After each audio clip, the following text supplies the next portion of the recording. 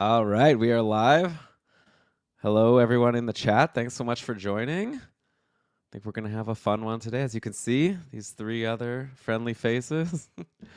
Yeah, Derek, Lewis, Shams, thanks so much for joining. I guess I'll introduce you properly when we start the show, which I guess we might as well do right now. So let's do it. Yeah! Yes! Welcome, everybody, to another episode of the Keeping Karlsson Fantasy Hockey Podcast, the longest running fantasy hockey podcast in the world, hosted by a guy who's been doing this draft format every year since I was like 8 years old. I don't know how many times I've won it, but I'm hoping to win it this year. I'm your host, Elon Dabrowski, and with me for our annual one pick per team draft are three people you know very well if you listened to the podcast last season through all the short shifts episodes. Recap for new people: Brian and I do our mega shows on Sunday, and then on Tuesdays and Thursdays we get short little snippets of everything that have happened in the past couple of days from our crew of short shifts hosts, which includes, I guess I'll go in order of seniority, for a long time. How many years has it been for this man, Louis Ezekiel, the king of the short shift? How's it going, Louis? Going great. Really excited to ring in the 6th season of Short Shifts, if you can believe it. It has been quite the journey. Yeah, really always enjoyed, and we've got a great cast of folks that we're going to get on the show behind a mic this season. And if you are listening to this and you are interested maybe in appearing on Short Shifts, let us know, because we've got some space. We've got some room for some new people to bust into the podcasting world here. Yeah, actually, I didn't even. I've been chatting with. Oh shoot, I was muted. Ugh. Yeah. Yeah, actually, I don't even think I've told this to the whole team yet. I was chatting with Lewis. We were thinking that for this season, since we do need to, spread things around, make sure we don't wear our short shifts hosts too thin. We were thinking of asking for some volunteers, and then we're gonna maybe give everyone a shot to come on, kind of like Jeopardy style when they were like short a host. And I think it'll be a lot of fun to hear the voices of the patrons of Keeping Karlsson. So I already put a call out in the announcements, asking for people to click the microphone if they're interested. And yeah, I'll probably be reaching out to you if you click that microphone at some point during the season. But that is for the future, because right now there still hasn't been any NHL hockey, but that doesn't mean we haven't been podcasting up a storm here, getting ready for the season. And yeah, we're going to do this draft. We've got Lewis here, but we've got two more people competing. Next up is the man who is helping me all season long to retweet all of the fantasy news, line changes, goalie announcements, and it all gets automatically populated at gamedaytweets.com, so you don't have to go on that website. That seems to get weirder every day. But Shams and I are there doing it. Shams, thanks for coming back for another season. And how you feeling about this draft? Oh, well, it's an interesting vibe because I'm mostly always in categories leagues or like bagger leagues in general. So switching my brain to points only really just kind of have to force all my preconceived notions, chuck them out the door, and be like, oh, wait, I do actually care about the Tory Krug type that does nothing but maybe get some goals on the defense. So working on that, and we'll see how much of the brain I can rewire for this draft. Yeah, I haven't even explained the format yet. But yeah, this is going to be a straight up points only draft where we're each going to be picking one player from each team, taking turns going first, picking the team, and then everyone else goes and picks another player from that team. One person who knows this format very well, because he won the damn thing when we did it last year. It's the new host of a new show that we just started, the KK Leagues Report, which you heard the first episode a couple of weeks ago on the stream. But now he's here to defend his one pick per team championship. It's Derek Hodgson. Welcome back, Derek. Thanks, Elon. Happy to be back. Happy to be in the upswing of the fantasy season, getting ready for all sorts of drafts. Cupful, my home leagues. I got a keeper categories league, another categories league, and this one. Yeah, which was actually, I think, the only, one of two that I actually won last year. So hoping to defend the title. Nice. Well, good luck to you. Obviously, not too much. Yeah, it's definitely getting to be an exciting time. I have one league that like it's a dynasty league and we've already done the draft, but Monday we open up free agency and like everyone is on waivers. So I've been like frantically like taking like all the players who are available that I want to try to claim on waivers and like changing the order and stuff, which is like almost feels more stressful than the draft. But I don't know if I'll be able to sleep that night knowing it's going to process like at 3 in the morning or whenever it is. But yeah, for this one, we'll know the results at the end of the season. But yeah, like I said, it's a really fun format. We'll get to it in just a sec. Of course, I'll mention quickly Keeping Karlsson very proudly presented by DauberHockey.com. And that's the place to go for all your fantasy news, including the news today. Max Pacioretty is going to get a PTO with the Leafs. Obviously, that was retweeted at Game Day Tweets, and there's an article about it on Dauber Hockey. I wonder if he's going to get taken. Is he a top 4 Leaf in this draft? We'll find out. But yeah, I guess also Derek mentioned the Cupful, the Keeping Karlsson Ultimate Patron Fantasy League. We have created all the divisions. Drafts. We're going to actually generate the draft orders tomorrow, so that's going to be very exciting. I'm really hoping to get a top 3 pick. I don't want to be 14th again. That did not work out well for me last season. And yeah, drafts are going to start on Monday. But if you haven't signed up yet for the Cupful, you can still become a patron and then click the button and you'll get a little hourglass beside you, which means you're on the wait list. And Kevin has told me he is very confident that we're still going to fill a couple more leagues. So it's not too late. Just get on the wait list ASAP so that you'll get in on the next league that gets created. And it's going to be a super fun season. Derek helped set up all of our new tiering system. So if you're brand new, you'll start in tier 6. You got to win what? A couple times? 3 times and you make your way up to tier 1. It's nothing. Or you could just win the fast track, have the most points of everyone, of all 700 people. You skip all that nonsense like Ryan did. And he's the defending 2-time champion at this point. But enough of that. Let's get to this draft. So once again, points only. Every round, someone's going to pick first. They're going to pick a team. Then they're going to pick a player from that team. And then we're all going to go and pick other players from that team. The only wrinkle is that out of the 32 picks we're going to make, at least 5 of them have to be D. So nothing crazy, but you can't just totally fade. You need at least 5 defensemen, no goalies, of course. And with that, I guess we have to generate our draft order. So let's see. On the StreamYard here, I can go present for anyone watching live. I could share screen here.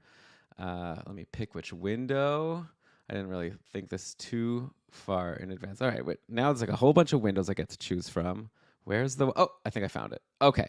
I found the right window. This is great content, I know. I'm on random.org. I want everyone to know. So here's the list of people. Elon, Shams, Derek, Lewis. I'm going to press the button now to randomize the order. Who's nervous? Derek, you were saying you don't want 4th, right? Okay, let's see what happens. And Lewis, Shams, Derek, Elon. I get 4th. Oh my gosh. All right. Lewis, Shams, Derek, Elon. Okay. So that means it's going to be a snake. So that means in the 4th round, I'm going to pick first. And then the 5th round, I'll pick first again. So that'll be fun. But for this round, Lewis goes first. So Lewis, you could go ahead and pick a team and then pick a player from that team. And we'll see how disappointed I am. But I guess I can stop sharing my screen. And over to you, sir. All right, well, let's get things rolling. I want to start out with a team that I think typically is a little deeper for this type of draft, but this particular season, I think there is a benefit to being the first one to choose. So I would like to start with Boston. And my first pick is going to be David Pastrnak. Okay, over to Shams. And I guess we all know the order at this point. So good draft prep. I already had an order of what I wanted to do, but I'm going to go against it just by my gut right now. And I'm just going to get my first defenseman out of the way and take McAvoy.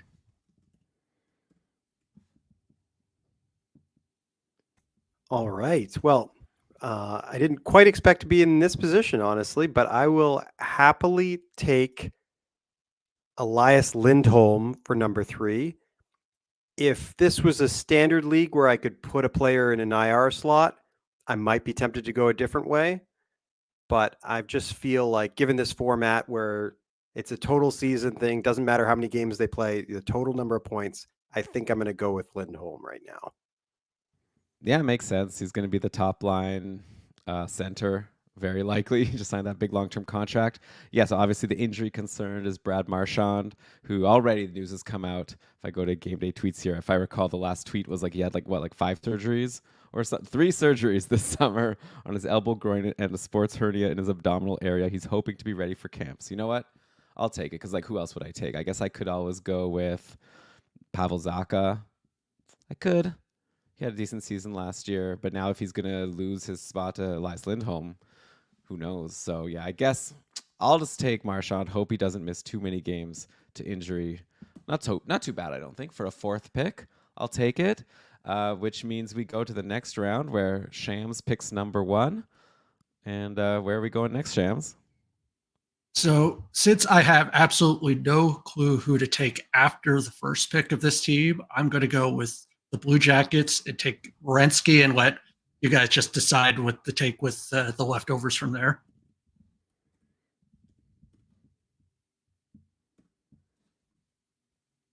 All right. On the Blue Jackets, I called up the wrong team here on my spreadsheet. I'm a very spreadsheet kind of guy. I need to see the names and the numbers in front of me to have any chance at this kind of thing. I think I got to go upside in this position. And so I will go for the young star to be Adam Fantilli. I'd certainly no guarantee he's going to, come up with more than the others, but I think he's a fine bet for second place here. Yeah, I mean, I was super stoked about him last year, and then he didn't have the hottest start. I remember I was excited that he was going to play with Patrick Laine, so that's where my head was at. But yeah, now he's got a year under his belt, minus the time he missed to injury. And I think, yeah, it could be a really big season for Adam Fantilli, and I think that he might be a really great sleeper in leagues. But I definitely don't mind not getting him here because that means I can go with maybe someone a little bit more established. He's making big money, and I think that there's definitely a chance that he can just continue to produce now that he's sort of rejuvenated his career. I'm talking about Sean Monahan, who I could see lining up as the top line center. So not too mad about getting Monahan here. I guess I'm 2 rounds in without a defenseman, but I guess I'll let future Elon worry about that. Lewis, you got a lot of fun options here for the 4th pick on Columbus. Yeah, I almost feel like I could flip a coin between the two that I'm sort of thinking of. I definitely was lined up to take Werenski first from this group as well because I thought, as far as defensemen go and the other forward options, kind of thin. I'm going to go with Marchenko, I think. Chinikov is appealing as well, but like you said, maybe a little more established, a little more, of a track record for our guy Marchenko here. So that's who I'm going to grab. And that takes us to the 3rd round. Derek, I know you didn't want to pick 4th. I think you were assuming, based on our chat before, that you were assuming it was going to go a little differently for the first couple of rounds. Now you get your first pick. Where are we going? Are we going where I assumed you were going to go if you got first? Well, I'll tell you this. I'm going with the team that I absolutely do not want to pick 4th. I'm going with Colorado, taking Nathan McKinnon with the first pick. Very happy to get this and very happy to not be in the position that Shams is going to be in. Yeah, I'm going to thank you. That's a nice gift. Well, it's a gift for me and for Lewis. And yeah, Shams, it gets a little bit trickier. You know what? This is I don't want to overthink this. I guess I'll take my first D here. Can't do worse than probably the top D in the league. So give me Cale Makar. Lewis is going to get a stud, of course. But yeah, I won't shed any tears. Won't shed any tears about picking up Mikko Rantanen here. But I think Makar is a good choice there, just again in terms of especially points only. That's a nice defenseman to be able to pick up. And known D hater is going to continue with taking a 3rd D. And if I was going to end up with the 4th spot, might as well go with Devon Taves instead of guessing about Lehkonen and all the other ancillary pieces. So I'm going with Devon Taves and somehow having 3D in my first 3 picks. Yeah, there's 32 rounds, and you only need 5D. So you might be done this before 10 minutes into the podcast here. But okay, I guess no Jonathan Drouin in that 4th spot. I think you're right. It's just too much of a question. Like we really don't know how things are actually going to end up lining up. But yeah, very interesting. I think Devon Toews is a decent choice here, definitely. I would have thought even Arturi Lehkonen would be the pick over Drouin. Is there any injury issue? I know obviously Nichushkin would be the pick if he wasn't suspended to start the season. But I think if I had fourth, I would have gone Lehkonen.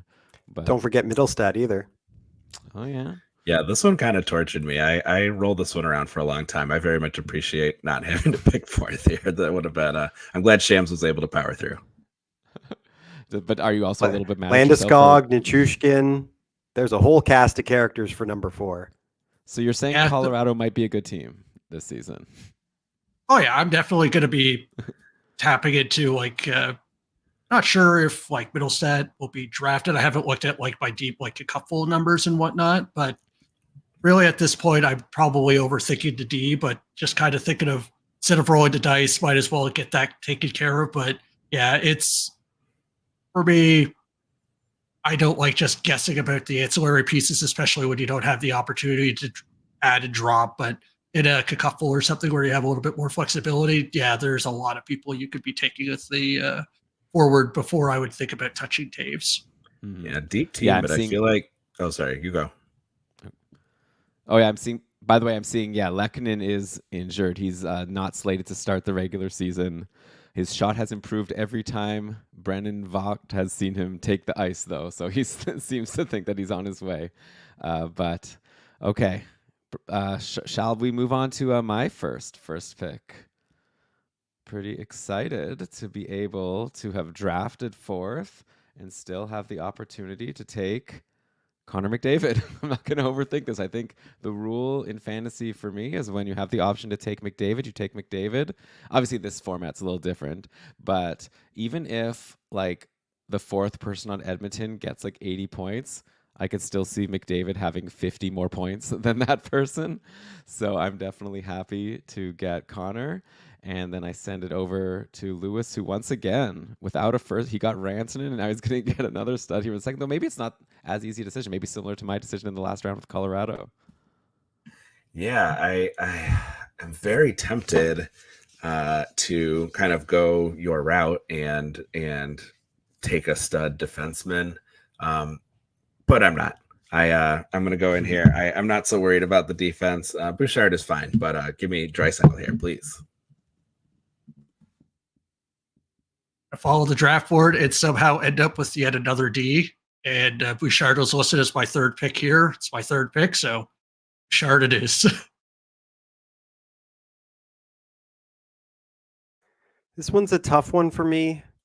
I would have liked to have not picked fourth here, but it wasn't as big a concern maybe as Colorado was. I think I'm going to go with Nugent Hopkins, although Zach Hyman is obviously, I think, a candidate, and even Skinner and Arvidsson and Henrique are, interesting as well. But yeah, I will take Ryan Nugent Hopkins for number 4 on Edmonton.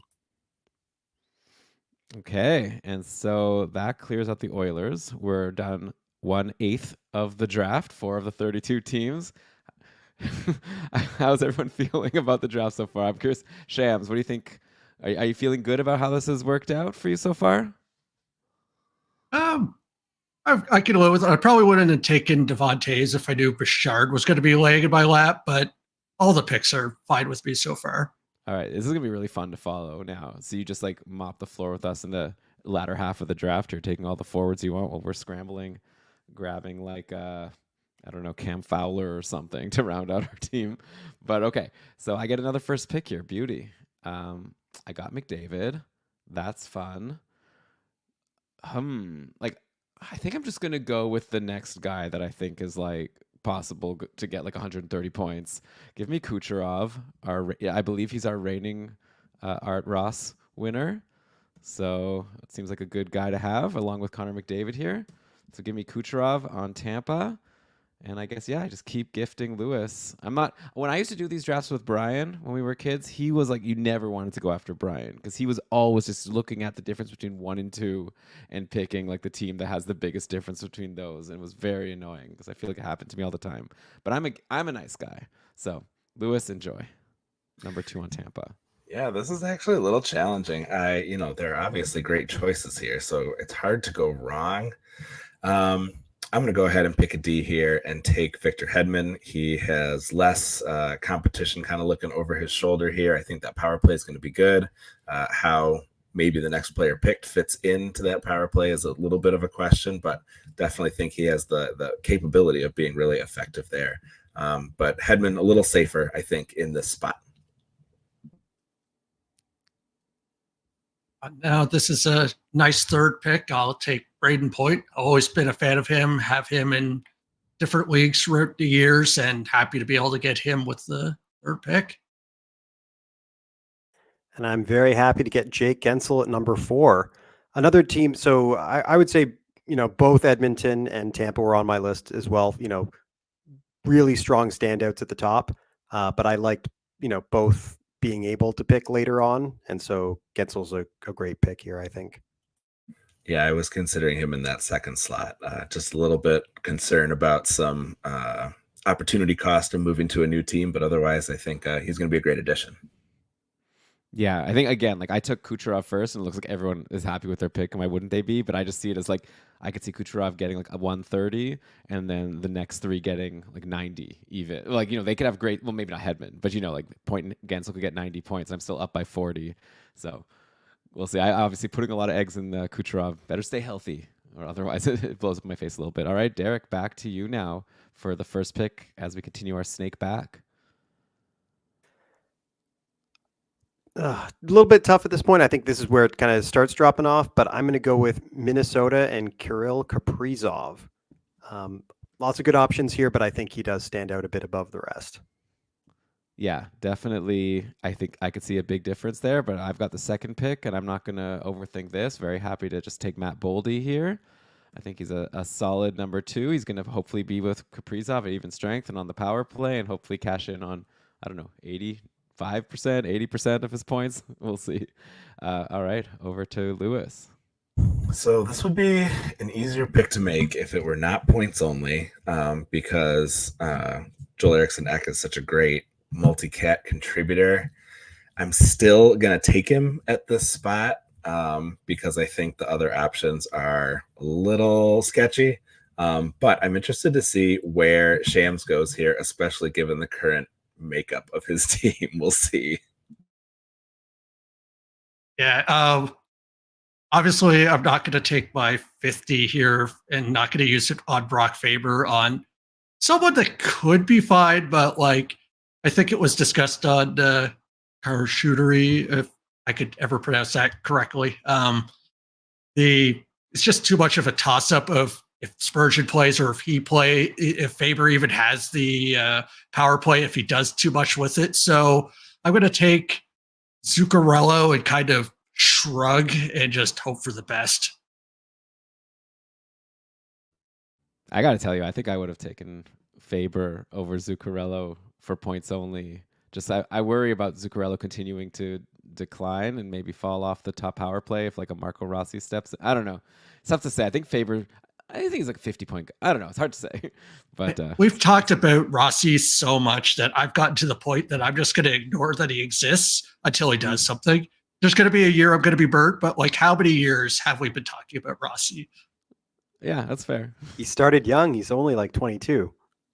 Yeah, and Zuccarello is definitely on the other end, but hopefully he'll give you one more good year, Shams. But yeah, speaking of the man of the hour, Shams, you get first pick in the next round, so a lot of good defensemen left.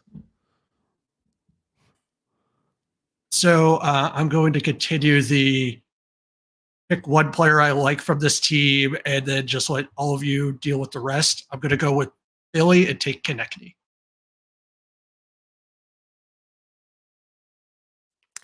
All right. This one's a toss-up. And I feel like Elon should be happy-ish. Again, this, we're not talking Colorado level point levels for anyone on this team, but I think for the safety, I'm going to go with Owen Tippett here. Probably won't get higher than Konechny, but hopefully should be close. Yeah, and I'm pretty stoked to have some fun here and take the I would say the Calder favorite. I'll have a show in a couple weeks with Victor where we'll go over all the Calder candidates and we'll see if he agrees. But yeah, give me Michkov. I hear rumblings from people every once in a while, like he's like maybe close to Bedard level. I don't know if I wouldn't go that crazy, but I'm pretty excited to see what he's going to do in his first year in Philly. So yeah, I'm excited about Michkov, as I know Philly fans and Daniel Briere, who picked him up at the airport, are. Lewis, I think, yeah, a bit of a drop off here for you. I'm curious where you're going to go. Yeah, this is one of the ones I was hoping not to get stuck in this position, but I've been very fortunate up to this point. I thought maybe Michkov falls down, but I don't love this. And it's a bit of a flyer, and it could really be nothing, but he's a lot better in a points-only league than he is in a multi-cat league, so maybe that'll help out for us, and maybe he can keep that top power play, because if he doesn't and loses it to Jamie Drysdale, this is going to be a crummy pick, but give me good Michigan boy Cam York, and we will just cross our fingers and hope that this is not a pick that sinks my prospects. It's not great, but at least I can check off another defenseman, 2 down, and one really good one and one pretty mid. But what are you going to do? You're picking 4th on Philly. Yeah. Hey, I'm just going to tell you, I hope you're wrong, because in the Dynasty League that I'm in, also with Derek, I've got oh, my mind just blanked. I've got, sorry, I'll edit point. Oh yeah, I've got Jamie Drysdale, and so I'm really hoping that he's the one who gets the prime power play and offensive opportunities on Philly, and he blows Cam York out of the water. So I hope that your Michigan boy lets you down, or maybe they can both be good. But I just hope he was a great point man in Maize and Blue. He's just got to translate it to the NHL level. Yeah. So Lewis, now you get 2 straight first overall picks. Lucky guy. Yeah, I'm into it. Let's stay in the state of Pennsylvania, and we're going to go over to Pittsburgh, where I think we have another pretty significant delta of the top player over the other available players. I'm going to take Sidney Crosby and let you all fight over the aging remains of the other players available here. But Crosby, I mean, it doesn't matter who is around him. He is about as consistent as he gets, and we haven't seen any drop off yet, so I hope he keeps it up for another season for me.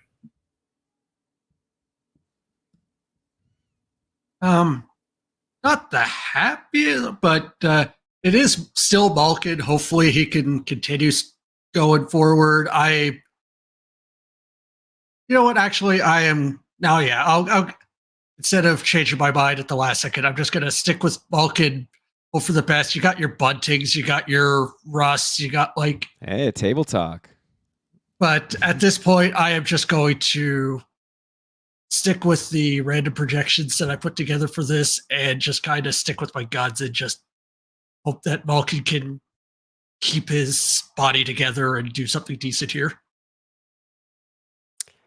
Well, I'm glad you didn't change your mind, because I'm going to take the youngest player drafted so far from Pittsburgh with my first D, Erik Karlsson. Let's hope we get a little bit of a bounce back. You know, it wasn't an awful first season in Pittsburgh. Wasn't great. But we're only, 2 years removed from his incredible season. He's 34. Again, not great, but not great, not terrible, as they say. And I'm happy to take him at this point as a D when we got to get to 5, and that's first for me. Yeah, I have 1D in Makar, so I probably need to start thinking about a second one soon. Now it's not table talk anymore since there's no more picks. I'm looking at like Brian Rust, who I can see being like a 55, 60-ish point guy. Like I'm not super high on Rust at this point. And then I look at like Chris Letang, who's obviously declining, but maybe he got 51 points last year. So yeah, I'll take Letang. Knock off my second D here. Not the guy, obviously, he was before, but I think he's pretty okay. I mean, if I can get 50 points from Cam York with the 4th pick, I would be ecstatic. So I think going for 50 from Letang is not a big here. Yeah. All right. So another team where I think you've got one player who is going to be significantly more valuable than the others, even if the ceiling might not be. I mean, there's a high ceiling, but probably not for a little while. Let's head over to Chicago, and I would like to add Connor Bedard to my roster, please. That's not fun as the fourth pick. So I thought that might be one of the earliest ones that we got to. So I appreciate having it here in round 9 to kind of start there. He was that team was the top list for me. If you didn't take him, I was going to take him. So at this point, I'm not a fan of him in Kikupful, but I'm just going to hope that he slots in and does stuff with Bedard. I'm going to take Teravainen.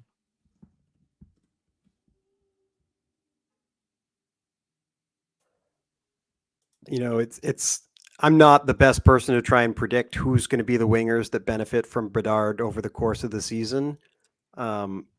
Chicago did, pay a pretty decent contract to Tyler Bertuzzi. He's got probably the best track record of the people available, except, Taylor Hall, obviously a lot older and further from his prime. So I think Bertuzzi is who I'm going to go with. I could see arguments for others and Elon potentially even considering the likes of a Seth Jones, although I personally decided against that because, there is the risk of another defenseman replacing him, in a points only non-banger format as the most valuable on Chicago, I think. yeah, like there's some risk, but I think that risk is probably more pronounced in a year or two when like you got Korchinski and Lev Shunov not being teenagers. So only 31 points last year for Seth Jones in 67 games, 38-point pace. But I'm going to bank on Seth Jones, still being on the top power play. Maybe that power play being better with like obviously Bedard having more experience and now like having like a Teravainen and a Bertuzzi to play with. So yeah, Taylor Hall I can't with him. Like I don't even like I'm very concerned with Taylor Hall's like injury, of course, and then just like he burned me in Cupful last year. I don't want him to also burn me in this draft. So I'll take my third D. I got Letang and Jones with these 2 straight fourth picks in a row, which, if I have to use those fourth picks to get my Ds, I think that's okay. Maybe now, hopefully I could wait, not have to take one in a while. Shams, over to you now for a first. I think this is going to be one where you guys are going to be pretty much fine with the leftovers, but I'm just going to take a Delta pick here. And I'm going to go with New Jersey and take Jack Hughes and just that he just gets a lot of points. I've already drafted Jesper Bratt once this summer, but it looks like I'll be taking him again. I'm doubly hopeful now that he's going to be, continuing to, deliver offensively.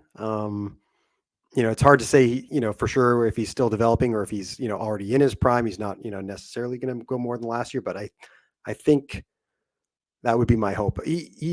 I talked in the Discord about how I hadn't actually done the analysis of how his production differed when Hughes was healthy versus when Hughes was injured. Perhaps that's something I still should have done at this point before drafting him again, but here we are. I'm taking him at number 2. Yeah, and I think I have a fun decision here because I feel like there's like 4 different players I could take that would be reasonable. Like obviously a couple high in D. I'm going to go with a guy who I wouldn't take if it was Cupful, just because this player is a center and doesn't take the shots of maybe the other forward available that I'd consider. But I think a really safe pick here for a 3rd overall on New Jersey. I'm happy to take former 1st overall in the entry draft, Nico Hischier. I think he's good for a solid like 75, 80 points. Never gonna get bumped. Like Meyer would sometimes, sorry for the table talk, but Meyer would sometimes like get bumped down the lineup, like get like off the top power play. Like I have hopes for Meyer to potentially break out again, after kind of being a little bit disappointing for a lot of last season. But I think Nico Hischier is just your like straight up, money in the bank. Just as long as he stays healthy, this guy's close to point per game. So I'm happy to just get Hischier and be able to sleep well at night. And then Lewis, you've got a fun choice here between the guy I mentioned and some defensemen, I think. Yeah, so you mentioned Meyer. I'm seeing in the past, we got to go back to 2017, 2018 to get close to a full season with 81 games. I guess last year he was 78. That's close. But we're seeing some injuries in here, 69 games last season, couple 78, 77, and 54. That really hurts in a league like this. So I don't know that I want to trust someone who may not bounce back and may spend time injured as well. So I'm going to go for defenseman 3 here. And I'm going to believe in the power of brotherhood. And I'm going to grab Luke Hughes and hope that he holds down that top power play position and makes some beautiful music with brother Jack. A bit of a risky pick here, but it is a 4th pick, and it is a defenseman. So I feel like worst case scenario, I'm not hurting myself too much, but could be finding myself wishing that I was picking Hamilton. But give me Luke. Another man. I got 2 wonderful Michigan defenders already. I'm loving this. I should have picked won, Kent Johnson from Columbus. Another guy I have in my dynasty league. So I hope that was a miss for you, missing him. But okay, Derek, over to you. All right, we're going to take this over to the New York Rangers, and I'm going to take Artemi Panarin first off in this round. There's this, lots of different ways I think we can go at this point in the draft, but I think of the teams that I would consider, to have, greatest value differential, he has New York has maybe the biggest delta between 1 and 2. And so that helps me make this pick right now.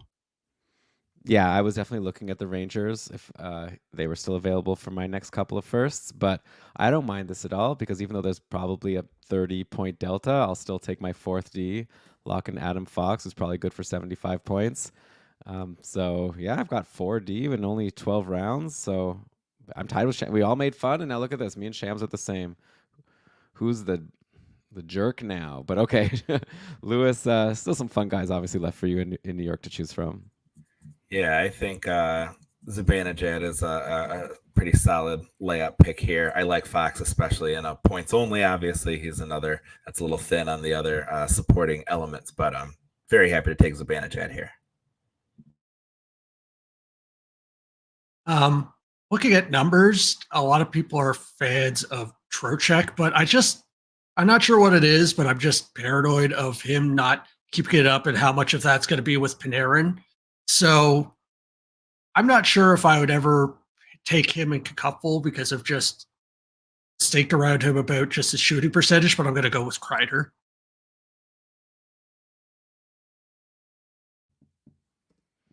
Oh, sorry. Yeah, Kreider? Oh, sorry, go ahead.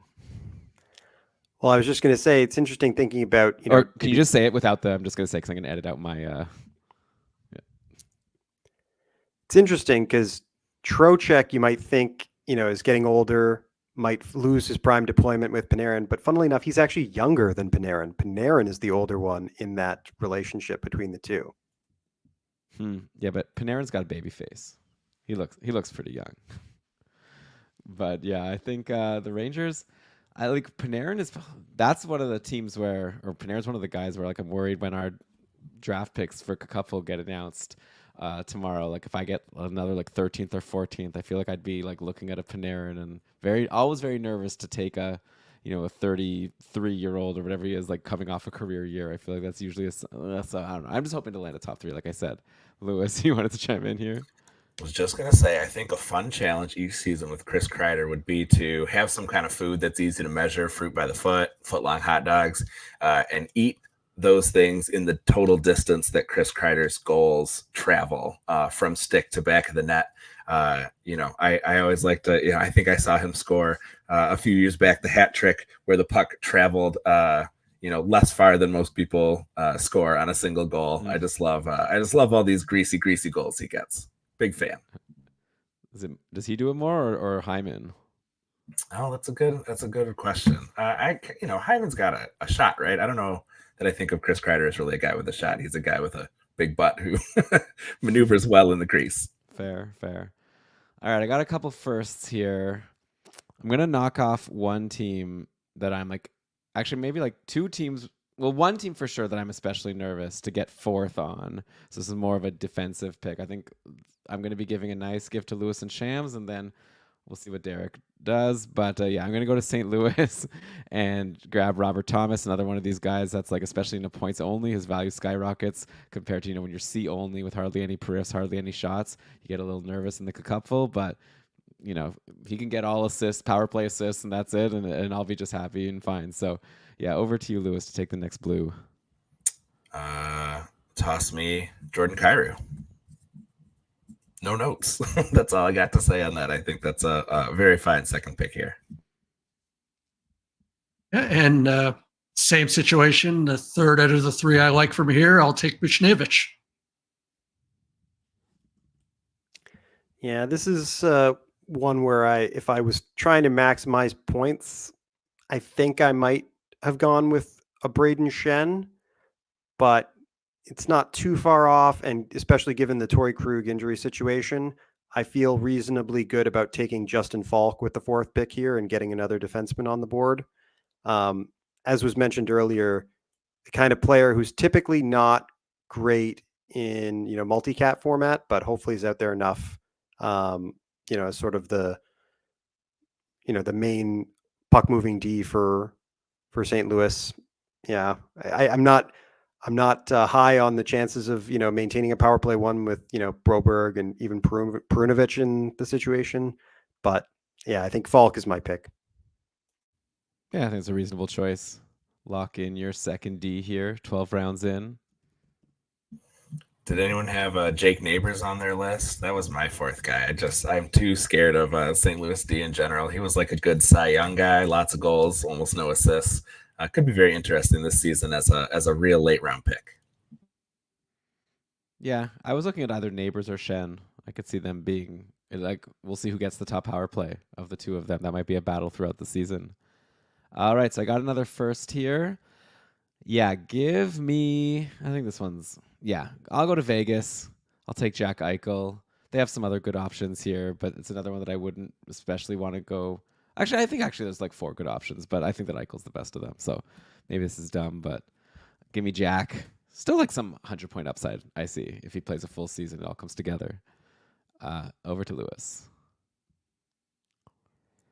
So I know I just said I was scared off by some injury concerns, but you know what? Yes, I am gonna change things at the last second.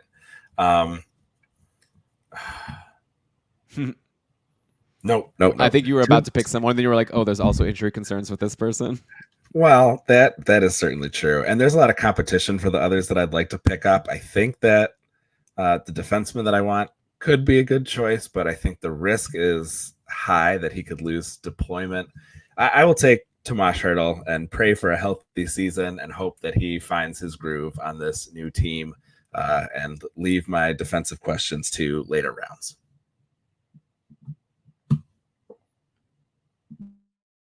I'm going to go and hope that I didn't forget about an injury or something here, but I'm going to go with person that I'll just take the risk and hope that Mark Stone can set something for a full season. And no one remembers second or third place. People only remember who wins this. So let's hope that he's healthy enough. I think that the 4 players chosen from Vegas in this draft may play the combined fewest games this season of any of the teams. There's just so much injury history amongst the 3 we've already named, but also the 4th who I'll be taking. Give me Shea Theodore. Hanifin was obviously doing really well last year, but I still like Theodore overall in this position. Hopefully I won't be wrong about that. I just think that, he and I do base a lot of, my decisions on the work of Dom Lucian and Shayna Goldman. And they, have always been high on Shea Theodore in their model. So I'm hopeful that the analytics that they're always speaking about will come to fruition this year. I think it's the kind of thing where. Oh, go ahead. Oh, I was just gonna say it's gonna be really fascinating. I think. But can you say it without the? I think I was just gonna say. Sorry, say it like. I think it's going to be really fascinating in a couple drafts to see where Theodore, Hanifin, and Pietrangelo go, because I think they all could end up with pretty similar fantasy points per game, but that deployment question is going to be really interesting to see if somebody can get a points boost there. So I'm a little nervous about all of them, but I think that they each could potentially be a steal if they depress each other's value, and then you get the one that ends up getting the prime deployment. Yeah, it feels like that this is going to be the situation like with the last draft when people weren't sure about Sergachev and Hedman. And I ended up with neither because I was going to make that bet. And then the people that took Hedman were laughing to the bank. And it's basically that situation all over again, but with a third, so even murkier. Yeah, at the end of the day, like Dom and Shayna could like have the most incredible model in the world, but unless they have Bruce Cassidy telling them who's going to play on the top power play, could only predict so much. But okay, so Derek, you got your Shea Theodore pick, and now it's time to take a first. It is, and we're going to my hometown, Toronto Maple Leafs. This one I think everyone can be at least somewhat happy with, but I'm going to hopefully be the most happy with Austin Matthews, not the player whose jersey I'm wearing right now, but first year as the captain of the team, coming off another incredible season, up in the Hart conversation. So yeah, let's hope for more of the same or even more from one of the still younger superstars in the league when you compare him to McDavid and McKinnon. He's got a bit of an injury history, which is maybe a little bit of a risk, but he was fully healthy last year and I think pretty good the year before as well. Yeah, I mean, you can't go wrong with Matthews, but also I definitely will thank you for the gift because I could see Marner having a similar number of points. Matthews having like 200 more couple points because he could score 70 goals again. But for points only, very happy to get Marner here. Probably could predict. Actually, okay, I'll be curious to see actually how it goes. I guess there's 3 players that I could see taken over these next couple of picks. Where are you going, Lewis? I think my pick is pretty chalky. I'm going to take William Nylander. Nylander coming off a great season. If you want, Lewis, Lewis, you want to take it again? That scratching was really like your microphone's really good at picking that up. My fault. Sorry about that.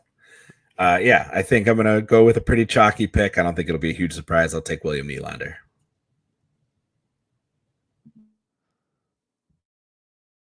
In this situation, if I didn't have so many D, I might be baited into taking Morgan Riley and crossing my fingers that it's not going to be a total mess. But luckily, since I have enough D, I'm not going to play that game and just hope that Tavares, he's not who he used to be, but he still has a decent amount of points and still could be on the first power play. So I'll take him instead of rolling the dice and hope that Morgan Riley finally does something. Really had an outstanding start to the season, even though he ended slow. He was just winning weeks for people early on last season, Tavares was. He's been one of the most consistent players over the course of the last 7-10 years even. I think last year was his first year in that stretch not being point per game. So he's definitely been getting slower, but he should still be number 2 center, top power play, and hopefully will rebound a bit in the points as well. I think what's really interesting here is, if anyone would make the argument to take Marner over Matthews at first overall, especially Marner in a contract season. He performed incredibly well in his last contract season in Toronto before his big deal was signed. Let's say you're a 14th pick in the cupful, Derek, and Marner's out there along with like a Panarin. Who would you go with between those two? I'd probably take a Marner. I love taking players who still have something to play for. In some cases, that'll be, playing for playoffs and, playoff position and hopefully winning a cup. But money is a good motivator too. And not just money, but someone who's going into UFA and wants the choice of anywhere to play. You want to have a really strong season to keep as many options open. If Marner isn't going to re-sign in Toronto, I don't know what the situation will be, but if he isn't going to re-sign, he'll probably want as many teams as possible interested, so he has the most options, to try and find somewhere to win and to live well and do all the things he wants. So there's no reason why he shouldn't be very motivated this year. All right. Well, hopefully while we're recording this podcast, he's working out somewhere, getting himself ready for a big season. All right, Shams, we got a couple more rounds before we're done half the draft. So where are you going to go to take us for round 15? I think this is going to be a situation where everyone's going to be happy with a person, but I just want to have another high point guy. So I'm going to go with Dallas and take Jason Robertson.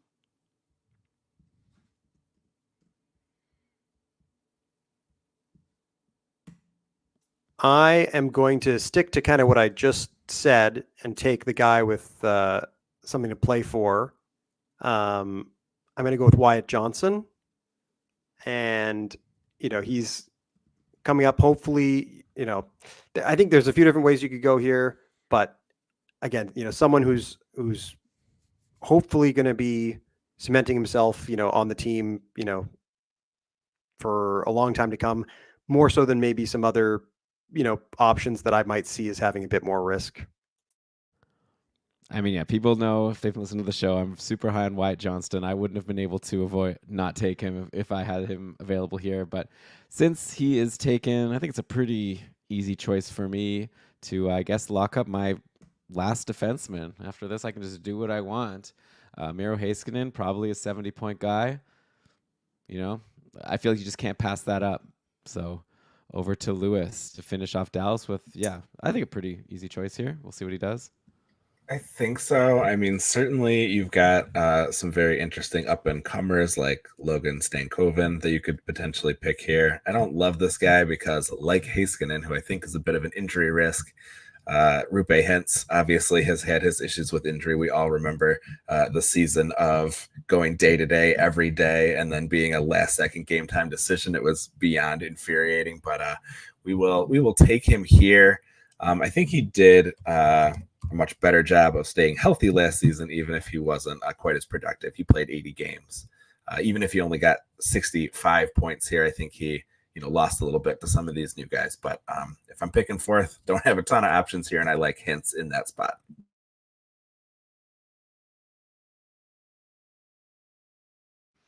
All right. Yeah, I think it makes sense. All right, so I'll just go again. Yeah, I think at the end of the day, you want to grab someone that's going to be on the top power play, and you probably don't want to take Jamie Benn at this point in his career as someone that could potentially get bumped. You don't want to take Sagan. I feel like maybe it's too risky to take a Stankoven who might be like a third liner, second power play. Anything could happen, but yeah, I would have taken Hintz as well. And now, Lewis, you get to end the first half of the draft. Where are we going to go? All right, I think this will be a fun one. I think the results could be very interesting, and I think Shams will appreciate me doing this as well. Let's go to Nashville, and I'm going to take Roman Josi first, just because I think he has the potential, especially adding on Stamkos to the power play here. I think he could have a really great season. Generally in the drafts, he's going too high for me to go for him, so I want to own a piece of him where I can. And if it is in this draft, then that's the place where I'll have him. This is the first time I think I'm picking a team where there really is some good depth. So you've got some good options here. But Josi, I think, is a nice pick for number one off of this team in terms of risk and reward. And I'm happy to be able to take Forsberg with the second pick and just have an easy one. So. Yeah, I think I would have loved to be second and get Forsberg, but getting Steven Stamkos at third seems like it should still be a pretty good option here. Player on a new team, but he's kind of at the tier of player that I think that shouldn't be a problem. His 5-on-5 play was not amazing last year in Tampa, but presumably Nashville knows that. They're going to plan to be sheltering him, and he can just be cashing in on the power play and maybe against some lesser competition, depending on how they roll the lines. I'm not sure. Yeah, I mean, you got to take Stamkos there. It'll be really fun to see how he does after him, spending his legendary career in Tampa this whole time. I'm going to be very excited to watch some Nashville games to see Stamkos, to see Marchessault, obviously. But I think as tempting as Jonathan Marchessault is, I still do get nervous with a guy on a new team, and I feel like I'm just going to go with a safe, kind of like my Heishier pick. Give me the top line center. Heishier, I guess, isn't even the top line center necessarily. But Ryan O'Reilly's probably playing with Forsberg all season. They did so well. I think he's a much safer pick than Marchessault. Obviously, there's a different conversation. Again, for Cupful, you could take Marchessault, who shoots more, has wing eligibility. But I'll take the straight-up C. That's probably good for 65, 70 points. So happy with O'Reilly to end this round. Any final thoughts on the Nashville Predators before we take a quick break? I think that this team might, of the the players at the top end that we were considering picking or did pick, might be the oldest team, right up there with Pittsburgh and to some extent New York as well. Like, these are some guys who, a couple of them already have their cups, but Forsberg and Yossi, they're going for it. This might be their not last dance, but they're, coming to the end of their windows, I think. So it'll be interesting to see if, this is the year they all really click together, or maybe it's not going to be this year. Maybe it'll take until next year. We'll see. Yeah, definitely going to be exciting to see what they do. Yeah, they have all these guys under contract for still a few more years. The question is just how long before they start aging out. All right, so we're halfway done. Oh, sorry. Lewis, did you have your hand up? Oh, okay, sorry. All right, so we're halfway done. Let's take a quick break. Hear a word from our sponsors. Then when we come back, we'll do the second half of this draft. And, okay, I'm just going to do the DraftKings ad, and then I'm going to put in Brian's version of the BetterHelp one, just because I wanted to just put in both versions, but then I remember that when I did the DraftKings one last, I was referencing defenseman for the Norris Trophy, so this should be quick. But 1 sec here. Let me just open it up. Sorry about this. I opened up the wrong thing. Very disorganized. Okay, here we go. NFL Week 1 is here, and maybe by now it's NFL Week 2. You know what? To tell you the truth, I don't really watch NFL, but if you do, you can bet on it on DraftKings. A new season means new ways to get in on the action at DraftKings Sportsbook, an official sports betting partner of the NFL and a sponsor of this podcast. Ready to place your first bet? Try betting on something simple. Picking a player to score a touchdown. Picking a player to... What else can you bet on in football? To kick a field goal. Maybe I shouldn't go off script. Okay, let me tell you some hockey things, though. If you go to, I'm taking a look here. We're, doing a draft right now on just total points. I'm looking at the Art Ross Trophy. They definitely think that McDavid's going to win. I'm going to be honest. I don't want to give gambling advice here, but betting on McDavid, not a big return. I don't know, but some of these other guys we've talked about, the odds get it's pretty fun to look at it. McKinnon plus 300, Kucherov plus 600. We'll see how it shakes out. And you could, I guess, go in and throw a bet on DraftKings if you want. You could do a touchdown dance of your own. Score big with DraftKings Sportsbook, the best place to bet touchdowns. Download the DraftKings Sportsbook app and use code THPN. That's code THPN for the Hockey Podcast Network for new customers to get $250 in bonus bets when you bet just $5 and get 1 month of NFL Plus Premium on us. Only on DraftKings. The crown is yours. Okay, there we go. I'll put everything else in post. Welcome back, everybody, to Keeping Karlsson. I'm having a blast here with my pals, Lewis, Shams, Derek. We're doing a draft. We're picking one player per team. I'm pretty sure I'm crushing it so far. We'll see how the second half goes. Lewis is going to start off round 17. He just took Roman Josi from Nashville, bringing him to 4 defensemen. If anyone wants an update on the D count, we were pretty lenient, saying you only need 5. So Lewis has 4, Shams has 4, Derek has 3, I have 5. The min is 5, so I'm done. We all just have to pick a couple more. Maybe Derek at some point is going to have to think about it a little bit. But Lewis, are you just going to knock off another one right now?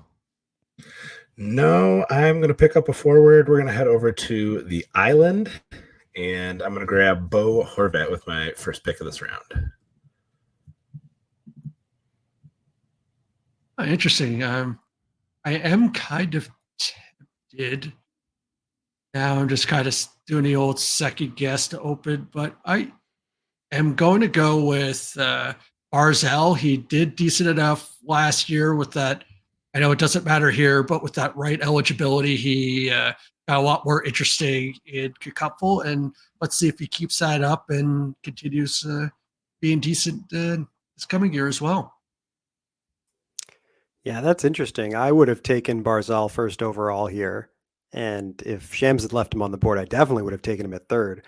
But under the circumstances, I will go and grab another D, Noah Dobson. I think maybe, there's a lot of D who, should be good, but also have competition. And my hope is that he doesn't really have competition. He is going to still be the standout, valuable D on the island. So Noah Dobson it is for me. I'm old enough to remember when we were talking about Ryan Pulock as a potential future top power play quarterback on the Islanders.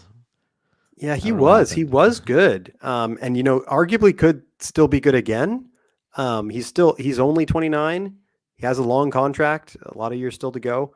I think he's actually in free agency in our dynasty league, and I have, thought several different times about picking him up, or was thinking about drafting him near the end of the draft. Yeah, he's just really fallen off though, and the the vibes I was getting from doing some research online from Islanders fans were just like not positive on Pullock recently. I can't say I've been watching him, but from what I was just reading, people didn't seem that optimistic. Yeah, you got 6 years left at 6.15 mil. That's a big potential albatross contract that you're going to end up having to pay someone to take off of you. So I don't know if the risk is worth the reward, because what is the reward? Like a 34-point defenseman? I don't know. I guess if he somehow unseats Dobson, no, Dobson's looking really good, and I'm happy with this fourth pick here. Always boring, always steady, kind of like my Ryan O'Reilly pick, kind of like my, I guess, Rob Thomas type of pick. Just give me a Brock Nelson. Give me my 65 points, and I'll just go on home. And then Shams, you get to take the first pick. I mean, like, I'm thinking of who else I could have even taken at this point. I'm not going to take like Palmieri. I guess Anthony Duclair is in the picture, so it'll be interesting to see how he gets deployed. There is my guy Maxim Tsiplikov, who I added in my other dynasty league, not the one with Derek. But yeah, I think this was an easy one. I feel like any other pick I would have made, I would have gotten shocked faces from the panel here. So yeah, Shams, over to you for round 18. So I'm going to go to Carolina and take Aho. He just always seems to follow by a couple of teams. I've had him 2 years in a row, and we'll see if it ends up being a third, but happy to have him here, especially with the murkiness of some of the other forwards and how good Aho is just in general. I just will take those points and just be happy with what I get. Now this leaves me with a tougher decision for number 2 on Carolina, because I think fourth is maybe the easiest pick here, but number 2, 3, and 4, I see as being kind of similar. I am going to go with newly paid man Seth Jarvis, although some of his payment is being deferred, as I hear. But he did get the bag, as the t-shirt he was wearing at one point indicated. And yeah, I think on a per game basis, he might not be my pick, but I think, again, playing for the whole season, not able to replace during injuries, I'm going to go with Seth Jarvis. Yeah, and correct me if I'm wrong. I assume you were deciding between him and Andrei Svechnikov for that next pick. Yeah, I mean, I'm really banking. I don't know. Maybe this is annoying for people. Or maybe this is amazing content talking about the draft. It's the most recent draft I did. Okay, once I draft for Cupful, I'll talk about that draft. But for now, the last draft I did was this new Dynasty League, the Cup Duel. And yeah, I used a high pick on Svechnikov, and I'm hoping it's a big season. Now I'm doubly invested because I'll take Andre here.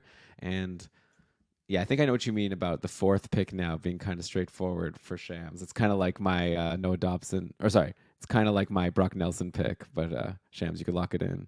Oh, no, not, oh, sorry. Well, it's my pick here. Let me say that whole thing again. And yeah, Derek, I think I know what you mean about that fourth pick seeming like a pretty obvious one for Lewis here, kind of similar to my Brock Nelson pick, I'd imagine. Okay, well, we'll see if we're thinking in the same vein. Not very interested in one Brent Burns here.